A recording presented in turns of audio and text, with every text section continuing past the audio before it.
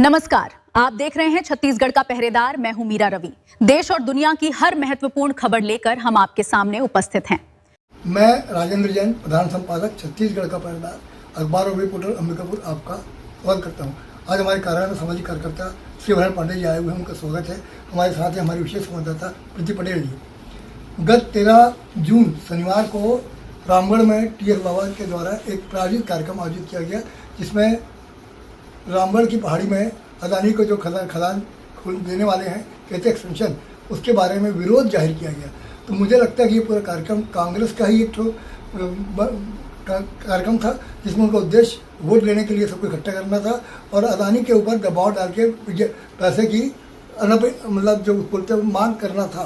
Clear मांग, मेरा उद्देश्य क्लियर है। ये सिर्फ भाजपा है, इसमें कोई शामिल नहीं था, सिर्फ कांग्रेस के लोग ही शामिल थे जो कि बाबा के समर्थक थे।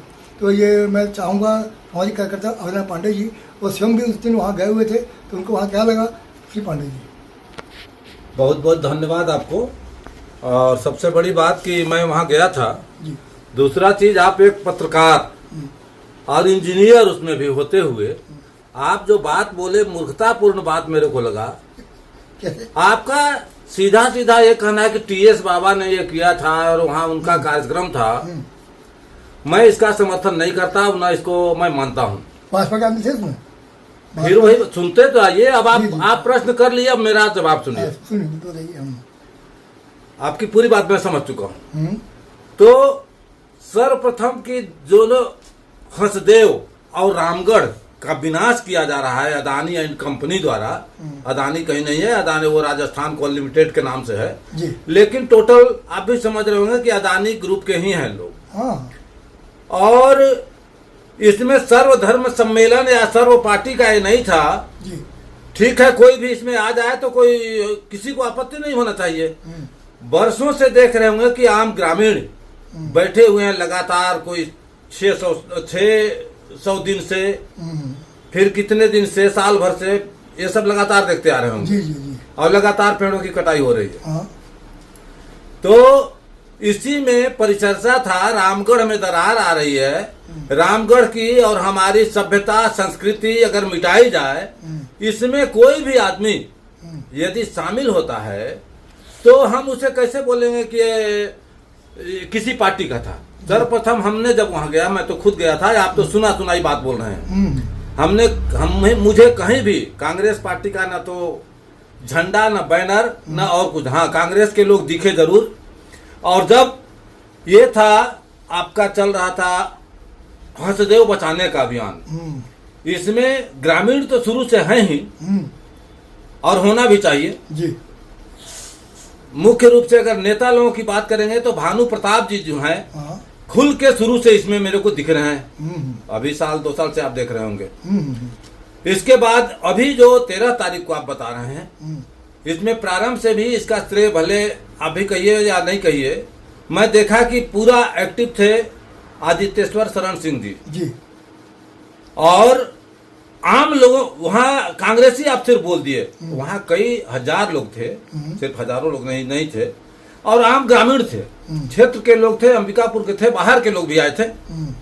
तो हो सकता है उनके भी सपोर्टर हों, और जो बीजेपी या और किसी पार्टी का, कोई भी पार्टी इसमें जुट सकता है। तो जब हम गए तो वहाँ बहुत सारे लोग थे और सभी लोगों का एक ही उद्देश्य था। बात सिर्फ इस बात का था कि हंसदेव और रामगढ़ को अदानी के विनाश से कैसे बचाया जाए।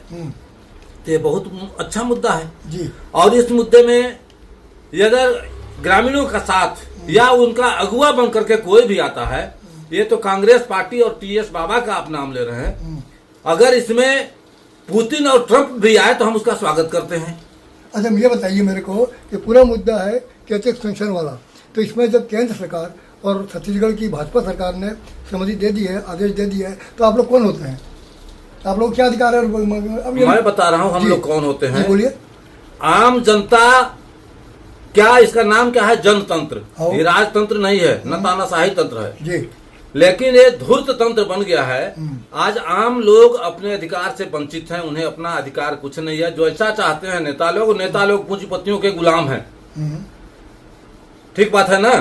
तो कह रहे हैं कि केंद्र शासन ने कोई भी दे दिया तो आप क्या करेंगे? हमारी संस्कृति, सभ्यता और हमारा अस्तित्व को यदि मिटाने का प्रयास करेगा तो हर किसी के, हर मानव का यह अधिकार है कि अपना विरोध जताए। जैसे कि अभी बात सुन लीजिए और थोड़ा सा, अभी आप देख रहे होंगे गाय को हमारे हिंदू धर्म में माता समझते हैं, मानते हैं। सुनिए पहले बात आ जाइए, नहीं आप बात को बहुत काटते हैं बीच में। बोलिए।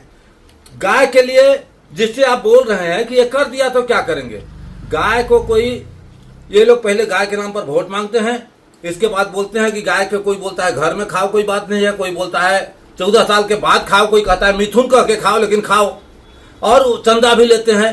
उसी तरह से क्या उसको आप वैध मानेंगे? इनका सालिस्टर हाउस चल रहा है, उसको वैध है, वो तो सरकारी लाइसेंस है। ये मुद्दा अलग है सर, मैं फिर से आ रहा हूँ मुद्दे पे। अभी जो बात चल रही है रामबाग में कुछ नहीं होने वाला है, जंगल भी कटेंगे, जुलाई माह से देखिएगा पूरी फोर्स लगेगी और बगैर जंगल काटे जाएंगे, आप लोग कुछ नहीं कर पाओगे। इसके बारे में बताइए, कुछ कर पाओगे? नहीं, कुछ कर पाए या न कर पाए, मतलब हम विरोध भी नहीं कर पाएंगे, नहीं करेंगे अपना।